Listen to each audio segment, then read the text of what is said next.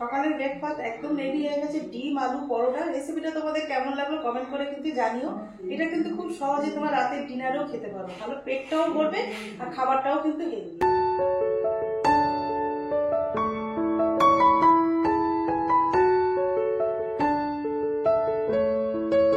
শুরু করবো, কোথায় গিয়ে শেষ করবো জানি না, এখন কতক্ষণ লাগবে সময়।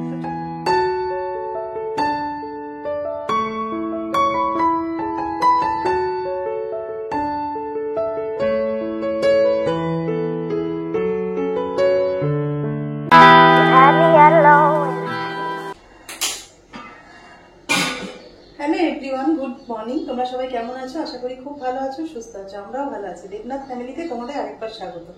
আজকে হচ্ছে বুধবার, ঘড়ি কাটাতে বাজে এখন 10টা। এখন থেকে ব্লগটা শুরু করলাম তোমাদের সাথে নিয়ে, সঙ্গে নিয়ে। আজকে রান্নাঘর থেকেই শুরু করলাম। আজ সকাল থেকে একটু শুরু করতে পারিনি গো, সকালে কাজকর্ম ছিল, তাড়াহুড়ো করে বললাম সকালবেলা ছেলের ব্রেকফাস্ট বানাবো, উঠতেই পারিনি জানো, 6টা বেজে গেছে। এবার ছেলে 6:30টায় বেরোয়, আর কালকে রাত 1টা-1:30টা পর্যন্ত ওখানে গান চলছিল না, একটু ঘুমাতে পারিনি জানো, ওই জন্য একটু বেলা হয়ে গেছে। ছেলে এখন 10:30টায় আসবে, ছেলের ব্রেকফাস্ট বানাবো, সেই জন্য রান্নাঘরে চলে এসেছি। তো চলো আমি কি বানাবো তোমাদেরকে একবার বলে দিই। এখানে সব রেডি করে রেখেছি। এই দেখো, যে আলু সিদ্ধ করেছিলাম সেই আলুটাও রয়েছে।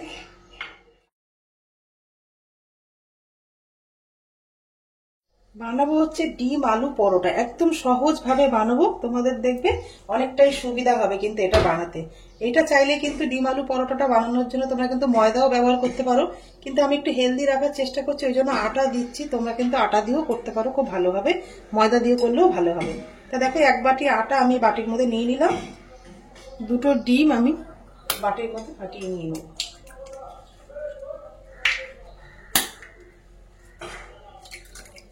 কালকে যে আলুগুলো সেদ্ধ করেছি একটুখানি গ্রেট করে নেবো, তাহলে আমার একটু রান্না করতে সুবিধা হবে। এরকম একটু ঘষে দেবো।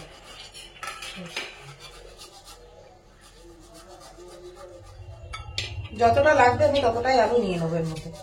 ছেলের জন্য বানাবো আর আমি 1 পিস খাবো, সেই জন্য অল্প করে নেবো। এই সব আলুটা কিন্তু আমি একদম, আলু করা রয়েছে এখানে, 2টো আলু দিয়ে দেবো। আলুটা হয়ে গেছে, গরম হয়ে গেছে, কড়াইয়ের মধ্যে দিয়ে দেবো পরিমাণ মতন অল্প একটু সর্ষের তেল। বেশি তেল দেওয়ার দরকার নেই, পুরটা শুধু রেডি করে। ভালো মতন গরম হয়ে গেছে, তেলের মধ্যে আদা, কাঁচা লঙ্কা,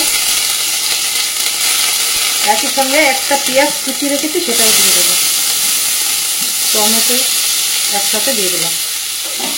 এটা আবার ভালো করে ভাজা ভাজা করে নেবো। তো পেঁয়াজ, আদা, কাঁচা লঙ্কাটা ভাজা ভাজা হয়ে গেছে। এবার একটা গাজর আমি গ্রেট করে রেখেছি সেটা দিয়ে দেবো। গুঁড়ো মশলা আমি অ্যাড করে দেবো আগে স্বাদ মতন লবণ, হলুদ গুঁড়ো, অল্প একটু জিরে গুঁড়ো, লঙ্কার উপর এটা গাজরের সাথে মিশিয়ে নেবো। একটু ঢেকে দেবো এটা, যাতে গাজরটা তাড়াতাড়ি নরম হয়ে যায়। আলুটা পরে দেবো। সব মশলাইতে মোটামুটি দিয়েছি, একটু মিষ্টি না দিলে স্বাদটা ভালো হবে না, সেই জন্য অল্প একটু চিনি দিয়ে দিলাম। এবার একই সঙ্গে কিন্তু আমি সেদ্ধ করে রাখা 2টো আলু দিয়ে দেবো, আর কিছু কুচিয়ে রাখা ধনে পাতা আমি এটা দিয়ে দেবো। চলো, পুরটা এবার রেডি হয়ে গেছে, এবার এটা নামিয়ে নেবো। দেখতে কি ভালো লাগছে না? এই দেখো, এটা একটু ঠান্ডা করতে দেবো। ডিম আলু পরোটার জন্য আলুর পুর তো রেডি হয়ে গেছে। এবার আমি আটা দিয়ে যে ব্যাটারটা রেডি করব সেটা দেখো, 1 বাটি তো আটা আমি বাটি মেপে নিয়েছি। এর মধ্যে দিয়ে দেবো 2খানা ডিম। ময়দা মাখার ঝামেলা নেই, কিচ্ছু নেই, এইভাবে তোমরা কিন্তু বানাতে পারো। এর মধ্যে দিয়ে দেবো পরিমাণ মতন জল। ডিম আর আটার ব্যাটারটা কিন্তু আমার রেডি হয়ে গেছে। এর মধ্যে দিয়ে দেবো একটু স্বাদ মতো নুন। নুনটা আমি দিইনি, নুন দিয়ে দিলাম। আলু পুরেও নুন দেওয়া রয়েছে, ওই জন্য বুঝে নুনটা দেবে। আর এর মধ্যে আরেকটা জিনিস দেবো, কুচানো ধনে পাতা। আর একটু ভালো লাগবে যাতে দেখতে, এর মধ্যে চিলি ফ্লেক্স দিয়ে দেবো। ব্যাস হয়ে গেল আমার ব্যাটারটা রেডি করা ডিম আলু পরোটার জন্য। বাটির মধ্যে একটু সাদা তেল নিয়েছি, একটু ব্রাশ করে দেবো তেলটাকে, বেশি তেল আমি দেবো না। চালটা ভালো গরম হয়ে গেছে, তেল দিয়ে দিয়েছি। এবার ডিম আর আটার যে মিশ্রণটা সেটা আমি আসলে দিয়ে দেবো। ভালো করে ছড়িয়ে দিতে হবে চাপের মধ্যে। এই যে আলুর পুরটা এবার মাঝখান থেকে ভালো করে এটা দিয়ে দিতে হবে।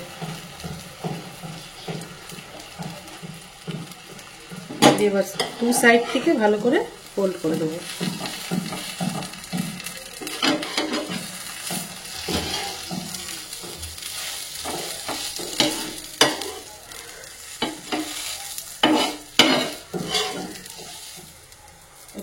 একটু তেল ব্রাশ করে দেবো, যাতে দু পিঠটা ভালো মতন ভাজা ভাজা হয়ে যায়। একটা রেডি হয়ে গেল ডিম আলু পরোটা। এবার এগুলো এক এক করে নামিয়ে নেব। একটা ভাজা হয়ে গেলে এবার এক এক করে সমস্তগুলো ভেজে নেবো। সেম ভাবে একদম ব্যাটারটা দিয়ে দেবো।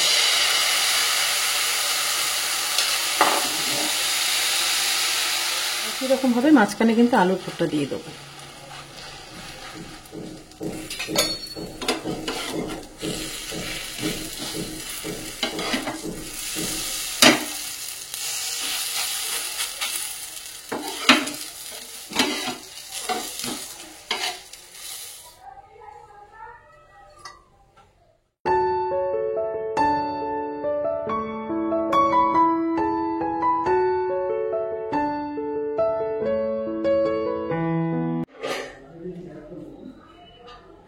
সকালের ব্রেকফাস্ট একদম রেডি হয়ে গেছে, ডিম আলু পরোটা। রেসিপিটা তোমাদের কেমন লাগলো কমেন্ট করে কিন্তু জানিও।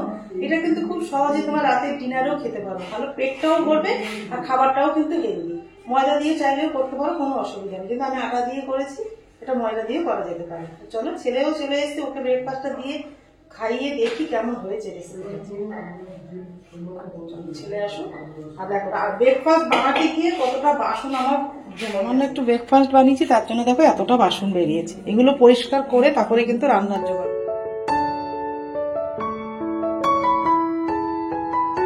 আলু পরোটা নতুন নতুন শুধু ব্রেকফাস্ট করে দিতে হবে না, এটা কিন্তু পুরো আটা দিয়ে করেছি। তুমি মজা খাবি না বলে ডিম দিয়েছি নাকি? মানে হ্যাঁ, দুটো ডিম। খাবার করলেই ভালো, জানো। আজকে সকালে করে দিতে পারিনি, মনটা ভীষণ খারাপ লাগছিল। মানে ঘুমই ভাঙিনি, এত রাতে শুয়েছি। তোমাদের কিন্তু বললাম না সস খেতে হবে না, এর মধ্যে সব দেওয়া রয়েছে। কেমন লাগছে? হয়েছে? ময়দা দিলে, ময়দা আটার মধ্যে যেটা পার্থক্য, ময়দা দিলে এমনি সব জিনিস খেতে ভালো লাগে, কিন্তু হেলদি ভাবে খেতে গেলে আটা, আর আনহেলদি ভাবে খেতে গেলে ময়দা, এইটাই যা পার্থক্য। টেস্টের কোনো কিছু হেলতে হবে না। ছেলের থেকে আমারও হয়ে যাবে একটু ব্রেকফাস্ট। আরো করে দেবো, সব হয়েছে।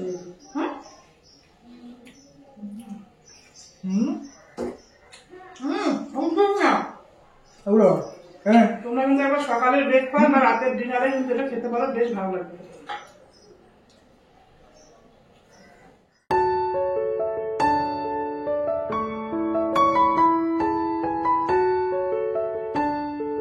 ডাল আর ভাত হয়ে গেছে। ব্রেকফাস্ট খাওয়ার পরে ডাল আর ভাতটা তাড়াতাড়ি করে নিয়েছি, ছেলে আবার দেড়টার সময় ক্লাস করাতে যাবে, ওই জন্য তাড়াতাড়ি করে। আর ডালের রেসিপিটা তোমাদের সাথে শেয়ার করলাম না, পেঁয়াজ দিয়ে অনেকদিন পরে একটু ডাল বানিয়েছি পাতলা করে। আর যেটা তোমাদের সাথে শেয়ার করবো ধনেপাতা ডিম দিয়ে দারুণ একটা রেসিপি। তো চলো, রেসিপিটা আমি কিভাবে বানাই তোমাদের সাথে সেটাই শেয়ার করবো। সমস্ত কিছু কিন্তু এখানে রেডি করে নিয়েছি, ডিম আর ধনেপাতা দিয়ে বানাবো এই রেসিপিটা। এটা তোমরা রাতের ডিনারে রুটি দিয়েও খেতে পারবে বা দুপুরে ভাতের সাথেও ভালো লাগবে, অসুবিধা হবে। তো চলো, আমি কিভাবে বানাবো সেই রেসিপিটাই তোমাদের সাথে শেয়ার করবো। এখানে দেখো কড়াইতে জল আর একটা স্ট্যান্ড বসিয়ে দিয়েছি। দেখো থালার মধ্যে কিন্তু সমস্ত কিছু আমি রেডি করেছি। এক কোছা একদম ধনেপাতা, 5খানা ডিম, 3টে পেঁয়াজ, আদা রসুন, একটা বড় মিক্সার জার নিয়ে নেবে। এর মধ্যে এবার ডিমগুলো এক এক করে ভেঙে দিয়ে দেবো।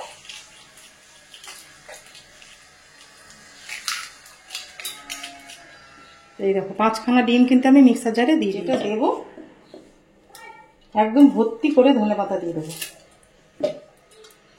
ব্যাস, ধনেপাতা দিয়ে দিলাম। এই দুটো ভালো করে মিক্সিতে পেস্ট করে ধনেপাতাটা দেখো ভালো মতো মিক্সিতে পেস্ট হয়ে গেছে। এর মধ্যে এবার দিয়ে দেবো স্বাদ মতো নুন, দেবো একটু চিলি ফ্লেক্স, দেবো একটু লঙ্কা বাটা, অল্প একটু পাকা লঙ্কা বেটে রেখেছি সেটা দিয়ে দেবো, একটুখানি রসুন গ্রেট করে রেখেছি সেটা দিয়ে দেবো। আমি ডিমটা যখন মানে করবো না, তখন ভেতরটা রসুনের একটা হালকা গন্ধ আসলে বেশ ভালো লাগে। এরকম একটা টিফিন করে বাটি নিয়ে নিয়েছি, বাটির মধ্যে দিয়ে দেবো অল্প একটু মানে সাদা তেল। এবার তেলটা ভালো করে বাটিতে মেখে নেব। এবার ধনেপাতা, ডিম, নুন, কাঁচা লঙ্কা বাটা, চিলি ফ্লেক্স, রসুনের একটুখানি পেস্ট করেছি সেটা দিয়ে দিলাম। এটা এবার সমস্ত কিন্তু এর মধ্যে ঢেলে এটা আটকে দেবো। জল আর একটা স্ট্যান্ড দিয়ে দিয়েছি এর মধ্যে। এবার যে ডিমটা আমি এর মধ্যে বসিয়ে দেবো।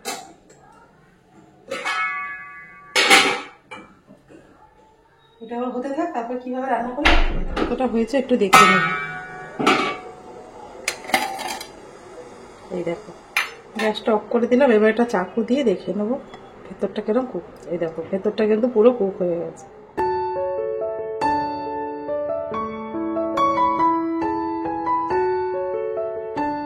এটা ততক্ষণ ঠান্ডা হোক, ততক্ষণ আমি বেডরুম আর ওয়ার্ড্রপটা একটু ডিপ ক্লিন করে পরিষ্কার করে আসি। ওয়ার্ড্রপটা একদমই পরিষ্কার করা হয় না অনেকদিন যাবত, মানে জামা কাপড় পরে যাওয়ার মতন। তোমাদেরকে একবার দেখিয়ে দিই কি অবস্থা হয়ে আছে। রাতে এখন 1:10। ঘর বাড়ি কিরকম অগোছালো হয়ে আছে তোমরা তো দেখেই বুঝতে পারছো। কি করবো, সকাল আজকে সময় পাইনি, আর বেলার দিকে ওয়ার্ড্রপটা ডিপ ক্লিন করে পরিষ্কার করবো, তো তাই জন্য ভাবলাম বেডটা আর ওয়ার্ড্রপটা একবারই পরিষ্কার করে নেবো। তো চলো শুরু করা যাক।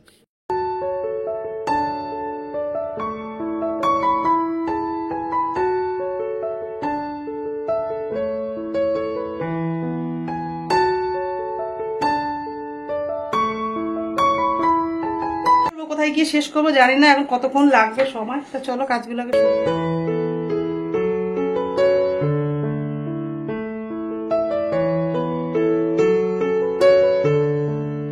ছেলের আজকে সকালে ব্রেকফাস্ট বানাতে গিয়ে কিন্তু অনেকটা সময় ওখানে লেগে গেছে। ওই জন্য এই কাজগুলো আমাকে বেলা করে সবকিছু শুরু করতে হলো। যেদিন ভোরবেলা উঠে ছেলের ব্রেকফাস্ট বানাই না, সেদিনকে অনেক কাজগুলো না সময় মতন খুব সুন্দরভাবে হয়ে যায়, জানো তো। ওই জন্য আজকে রান্নাবান্নাটাও দেরি হয়ে যাবে, আর এই কাজগুলো করতেও অনেকটা সময় লেগে যাবে আমার। আর অনেক দিন যাবত ওয়ার্ড্রপটা পরিষ্কার করা হয় না, তো ভাবলাম আজকেই করে নিই। ওই জন্য রান্নাবান্নার ঝামেলাটা আমি একদমই রাখিনি। ভাত, ডাল আর ধনেপাতা ডিম দিয়ে নতুন একটা রান্না করবো ভাবলাম, সেটাই শুধু তোমাদের সাথে শেয়ার করবো। আর বেশি কিছু শেয়ার করতে পারবো না। ওইদিকে যদি রান্নার ঝামেলা রাখি না, তাহলে এইদিকে কাজগুলো করতে আরও অনেক বেলা হয়ে যাবে, জানো তো। আর দুপুরবেলা খাওয়ার সময়ও হয়ে এসে দেবনাথবাবু যখন তখন চলে আসতে পারে। আমি যে কি করবো আজকে সেটাই বুঝতে পারছি না, কিন্তু আজকেই ওয়ার্ড্রপটা পরিষ্কার করবো বলেছি, আজকেই করবো, জানো তো। সব দিনকে তো সব কিছু কাজ করা যায় না, সকালবেলা থেকে অন্য কাজগুলো করলে না এই কাজগুলো করতে অনেকটাই সময় লেগে যায়। তাই জন্য আজকে যতই বেলা হোক আজকে কিন্তু এই কাজগুলো করে নেবো। বেডটা তো আমি আগেই ক্লিন করে নিয়েছি। বেডটা ক্লিন করা থাকলে না আমার জিনিসপত্রগুলো রাখতে সুবিধা হবে। ওই জন্য যে কোনো ঘরের কাজ করার আগে কিন্তু আমি আগেই বেডটা পরিষ্কার করে নিই। তা দেখো যেখানে যেই ওয়ার্ড্রপের মধ্যে আমার শাড়িগুলো থাকে আর কি, সেই শাড়িগুলো সমস্ত কিন্তু আমি বেডের মধ্যে নামিয়ে নিচ্ছি। মানে আগে একটা ওয়ার্ড্রপ পরিষ্কার করবো, তারপরে কিন্তু আরেকটা ওয়ার্ড্রপ ধরবো। সব ওয়ার্ড্রপগুলো একসাথে আমি খুলতে যাবো না, তাহলে কোনো জামা কাপড় আমি খুঁজে পাবো না, কোথায় কোনটা রেখেছিলাম সেটাই ভুলে যাবো, জানো তো। ওই জন্য একসাথে সব ওয়ার্ড্রপগুলো আমি পরিষ্কার করবো না, আগে একটা একটা করে করতে থাকবো।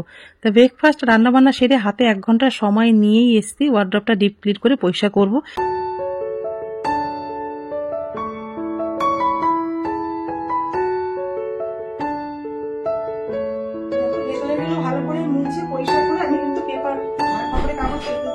পুরো ওয়ার্ড্রপের মধ্যে কিন্তু নিচ থেকে উপর পর্যন্ত আমি পেপার পেতে নিলাম।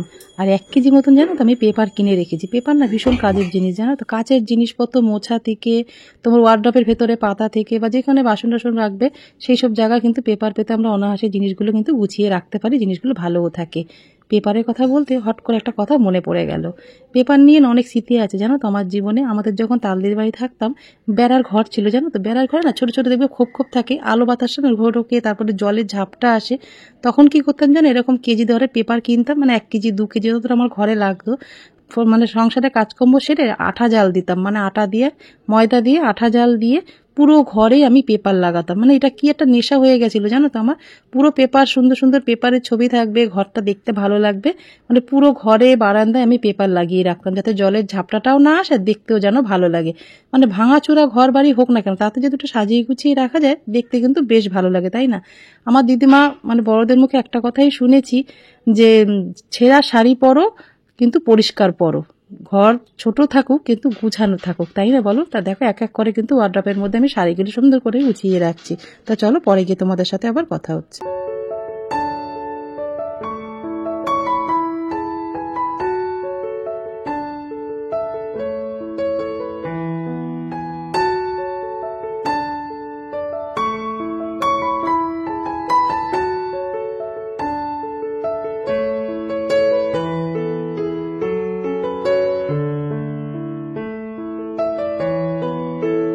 যে ডিমটা ভাপা দিয়েছিলাম দেখো এরকম পিস পিস করা কেটে ফেলেছি, এটা দেখাতে পারিনি। এটা এবার লাল লাল করে ভেজে নেবো তেলের মধ্যে।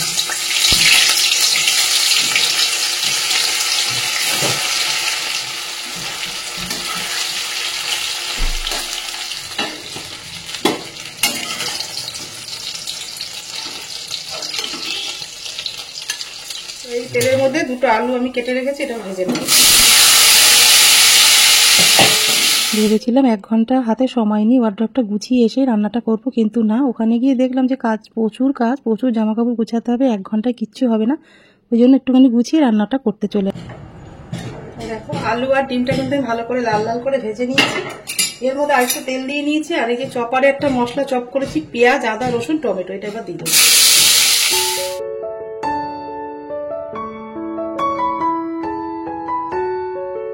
তেলটাও ছেড়েছে, এবার গরম জল পরিমাণ মতন দিয়ে দেবো।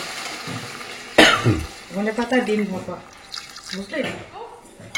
তুমি আলুটা যখন সেদ্ধ হয়ে যাবে তুমি ডিমটা একটু দিয়ে দে আর বেগুনটা ভেজে নাও। আমি তাহলে ঘরটা পরিষ্কার করে আসি। বাজে এখনো ঘরের কাজ কিচ্ছু কমপ্লিট করতে পারিনি, রান্না একটুখানি বাকি ছিল, সেটা করে আসলাম। তো চলো এগুলো একটু পরিষ্কার করে নি তাড়াতাড়ি করে। পেটে এবার ছুঁচো, ইঁদুর সব দৌড়াচ্ছে, প্রচন্ড খিদে পেয়ে গেছে। 1 পিস সেই সকালবেলা ছেলের সাথে খেয়েছিলাম।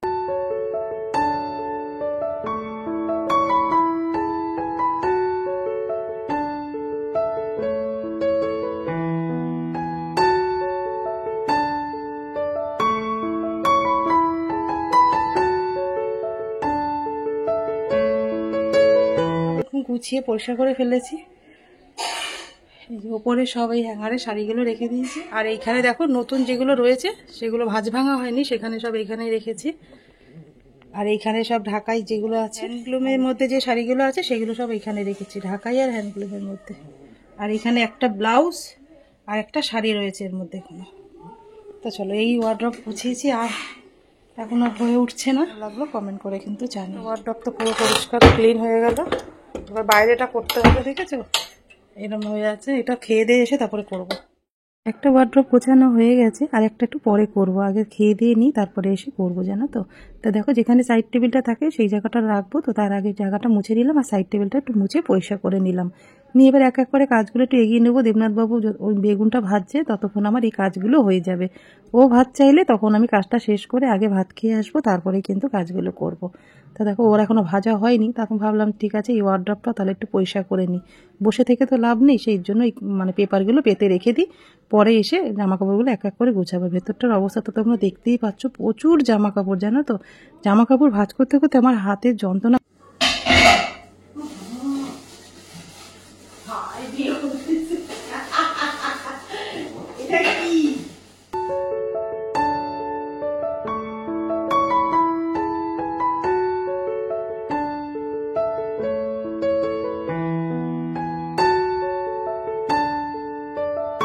রান্না তো হয়ে গেছে, আর ডিম ধনে পাতা দিয়ে যে রেসিপিটা বানালাম তোমাদের কেমন লাগলো অবশ্যই কিন্তু কমেন্ট করে জানিও। এবার দুজনে খাওয়া দাওয়াগুলো সেরে নেবো, অনেকটাই বেলা হয়ে গেছে।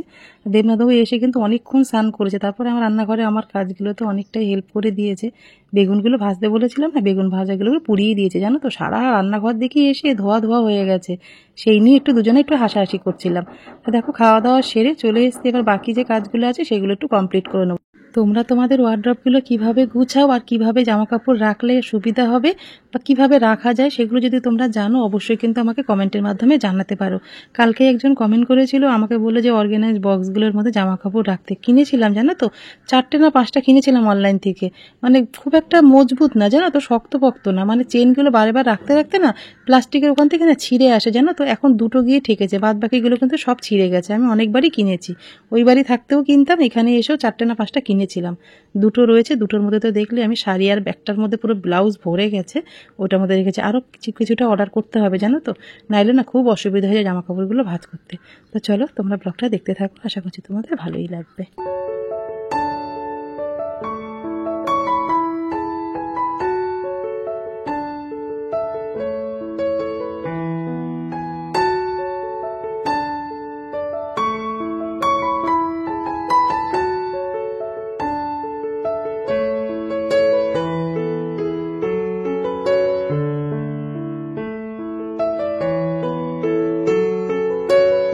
কাটাতে 4:35 হয়ে গেছে, সবে ঘরের কাজ শেষ করলাম, এখনো গা হাত পা ধুইনি, কিচ্ছু করিনি, মানে আর শরীর দিচ্ছে না, হাত পুরো ব্যথা হয়ে যাচ্ছে জামা কাপড় ভাঁজ করতে করতে। প্রচুর জামা কাপড়, মানে আর পারছি না, যতটা পেরেছি ততটা কিন্তু আমি গুছিয়ে নিয়েছি। ওয়ার্ড্রপটা পুরো শাড়ি রয়েছে, আর এইখানে দেখো শীতের জিনিসগুলো রয়েছে, জ্যাকেট রয়েছে, শাল টালগুলো রয়েছে, কুর্তিগুলো যেগুলো পরি সবসময় রাফ ইউজের জন্য সেটা আছে, আর এখানে একটু মোটামুটি যেগুলো একটু বাইরে পরে যায় সেই কুর্তি আছে। তোলা কিছু কুর্তি আমি আলমারিতে রেখে দিয়েছি শাড়ির সাথে। আর এখানে ওড়না রেখে দিয়ে আছে, তোমার লেগিংস, জিন্সের প্যান্ট ট্যান্ট সব এখানে আছে। আর এগুলো সব নাইটি। নিচে বেড কভার, পর্দা, টেবিলের পাতা, টেবিল ক্লথ আছে। তারপর তোমার জানলার পর্দাগুলো, বেড কভার, বালিশ ওয়ার সবটা নিচে রয়েছে। ব্যাস এই গুছিয়েছি।